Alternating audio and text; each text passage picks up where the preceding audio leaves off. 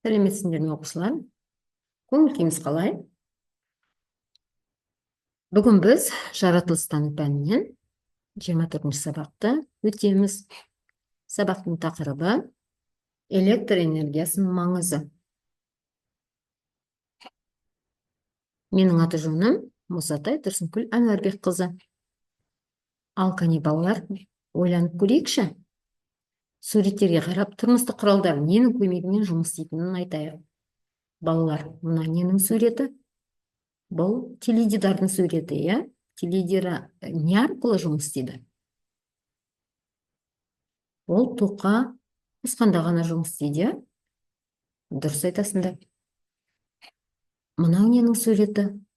Бұл тоңазытқыштың суреті. Жарайсыңдар. Мынау ненің суреті? Бұл ноутбуктың суреті. Мынау шәйнектің суреті. Мынау кір машинаның суреті. Мынау шаң сорғыштың суреті. Бұлардың барлығы не арқылы жұмыс істейді?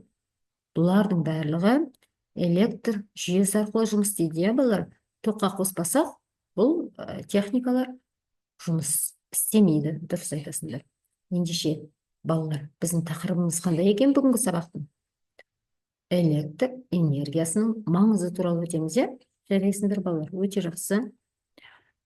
Электр энергияның бір түрі. Жарық, жылу беретін құралдар мен құрылғыларды жұмыс істетеді. Оны электр көздерінен алады. Оған электр желісі батарея жатады. Батарея электр көзіне жатады, балалар. Ұмытпаңдар. Ал енді бақылап көрейікші. Қай үйдегі жағдай қолайлы? Бірінші, үйден не көріп тұрмыз, балалар? Жарық көріп тұрмыз, иә? Жарық қалай жарқырап тұр? Өте жақсы жарық беріп тұр, иә? Екінші үйде не көріп тұрмыз? Жарық, бірақтан шамалы. Қай үйдегі осы жағдай қолайлы деп ойлайсыңдар? Дұрыс айтасыңдар. Бірінші үйдегі жағдай өте қолайлы. Өйткені жарық, иә, балалар? Дұрыс айтасыңдар. Енді мына жерде қарайықшы мұқият. Не көріп тұрмыз? Салыстырайықшы. Қай көлік түрі электрдің күшімен жүреді? Қай көлік түрі қоршаған ортаға зиян келтіреді? Неліктен екенін айтайықшы. Бірінші суреттен ненің суретін көріп тұрмыз? Бірінші суреттен біз автобустың суретін көріп тұрмыз, иә, балалар? Ол немен жүреді? Жарайсыңдар, өте жақсы. Екінші суреттен не көріп тұрмыз? Ұшақтың суретін көріп тұрмыз. Үшінші суреттен нені көріп тұрмыз? Троллейбустікі. Таксидің суретін көріп тұрмыз, иә? Метроның суреті, катердің суреті және трамвайдың суреті. Ал осы көліктердің ішінде электр күшімен жүретін қандай көліктер? Жарайсыңдар, өте жақсы. Трамвай электрдің күшімен жүреді, иә? Және троллейбус электрдің күшімен жүреді. Метро да электрдің күшімен жүреді. Өте жақсы. Жарайсыңдар. Енді қай көлік түрі қоршаған ортаға зиян келтіреді деп ойлайсыңдар? Дұрыс айтасыңдар, иә? Жанармаймен жүретін, бензинмен жүретін көліктердің түрі ол жаңағы қоршаған ортаға зиян келтіреді. Өте жақсы. Енді келесі суретке көңіл бөлейік. Ойыншық неше батареямен жұмыс істейді? Қандай ойыншық түрлерін көріп тұрсыңдар? Мына жерде біз көлікті, иә, тоқпен жүретін, батареямен жүретін жаңағы көлік түрін көріп тұрмыз. Ол не арқылы жүреді? Батарея арқылы жүреді, иә, дұрыс.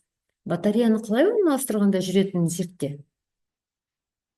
Мысалы, теледидардың пульті жаңа бізде батареямен жұмыс істейді, иә? Осындай ойыншық көліктер батареямен жұмыс істейді. Фонариктер жаңағы бізге батареямен жұмыс істейді. Олардың барлығын батареяның орнына салып, жүргізген кезде ғана бізде жұмыс істейтін болады. Дұрыс айтасыңдар. Өте жақсы. Балалар, естерінде сақтаңдар. Электр энергиясы біздің көмекшіміз. Оны күннен, желден, тіпті судан да алуға болады. Егер адам қауіпсіздік ережесін сақтамаса, онда электр энергиясы қауіпті болады. Қауіпсіздік ережесі үзілген электр сымымен алыс жүр. Үйдегі техникалық құралдарды өз бетіңше пайдаланба. Электр сымдарына ешнәрсе ілме. Және теледидарды, электр тоқтарын қосып кетуге болмайды, иә? Дұрыс айтасыңдар, өте жақсы. Ал енді мұқият қарайықшы, дәптерлеріңізді ашамыз, дәптерлеріңізде тапсырма бар. Мына екі суретті салыстырып, айырмашылығын айтшы. Қандай айырмашылық көріп тұрсыңдар? Бірінші суретте нені көріп тұрмыз? Ежелгі адамдардың суретін көріп тұрмыз, иә? Ол маңайда электр жүйесі бар ма? Жоқ. Екінші суретте нені көріп тұрмыз? Жарайсыңдар балалар, бұл маңайда біз жаңағы қазіргі замандағы өмір сүріп жатқан отбасын көріп тұрмыз, иә? Бұл маңайда газға тамақ істеп жатыр, электр шамымен жарық түсіріп тұр үйге, иә? Өте жақсы. Айырмашылығын қараңдаршы, қандай айырмашылығы бар? Жарайсыңдар, өте жақсы. Енді дәптерлеріндегі тапсырмаға мұқият көңіл бөлейікші. Электр тоғымен жұмыс істейтін құрылғылар тұсына қосу таңбасын қойды, ал құрылғылардың қандай пайдасы бар екенін айтып өт дейді. Мысалы, электр тоғымен жұмыс істейтін құралдар оған үтік жатады ма? Жатады. Ендеше біз бұл маңайға не қоямыз? Қосу белгісін қоямыз. Батарея жатады ма? Ендеше бұқанда біз қосу белгісін қоямыз, иә? Шаң сорғыш жатады ма? Біз және ол маңайға да қосу белгісін қоямыз. Тоңазытқыш жатады ма? Ендеше біз оғанда қосу белгісін қоямыз. Өте жақсы балалар, жарайсыңдар. Екінші суретке де көңіл бөлейік. Батареямен жұмыс істейтін құралдар тұсына қосу таңбасын қой дейді. Қарап отырыңдаршы. Теледидардың мына пульті батареямен жұмыс істейді ме? Дұрыс айтасыңдар, бұл батареямен жұмыс істейді. Ендеше біз қандай белгі қоямыз? Қосу белгісін қоямыз. Мына жерде ойыншық көлік. Бұл маңайда батареямен жұмыс істейді ме? Өте жақсы, дұрыс айтасыңдар. Бұл да батареямен жұмыс істейді. Ендеше біз ол маңайға да қосу белгісін қоямыз.